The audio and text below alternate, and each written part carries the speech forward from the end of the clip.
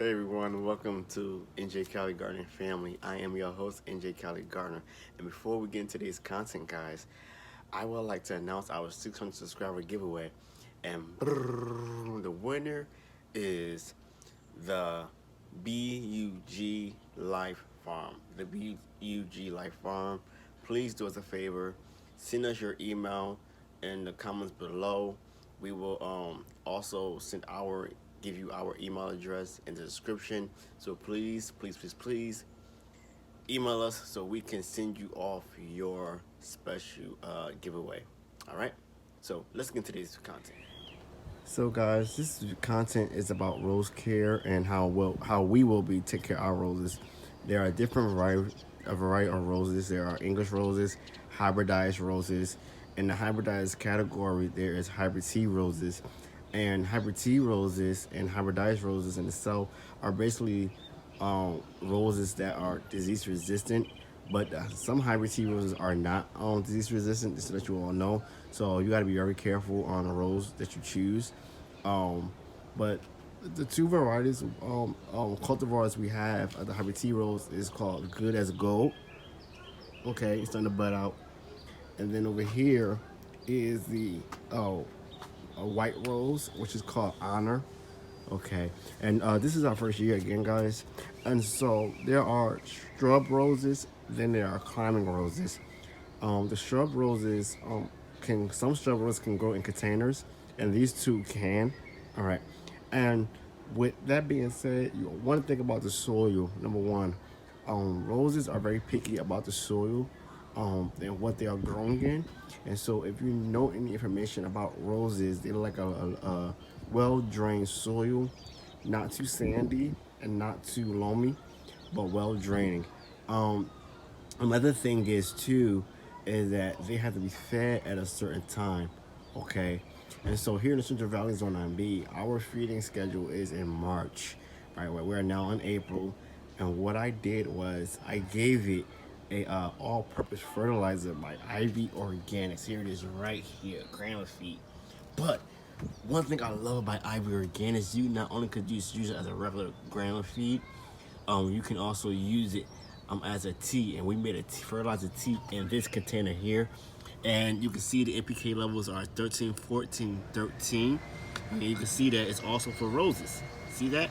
And that's why I'm so super excited about it. And so excuse the noise in the background, guys. We live in the city, urban city, so I'm sorry about that. Um, but number three, number two, when it comes to feeding, you want to make sure that you give it a rose fertilizer or an all-purpose fertilizer like the Ivy Organics, what we're using this year, and that I love so much. Um, you can use that, and then also you can feed it with compost or earthworm castings. And so we're using earthworm castings, okay? And earthworm castings can go a long way. You can't go without earthworm castings, guys. We love earthworm castings in all our garden. So we like to use it in everything we're growing. And so as you can see, the buds here. The third thing you want to really pay attention to is disease, okay, and pest, okay.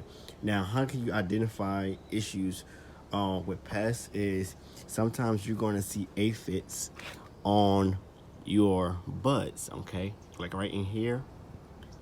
I wish you could see that right there. You see that? That's aphids, okay. That is the number one common pest for roses. Number one common is aphids. The second one is spider mites. Do not want that.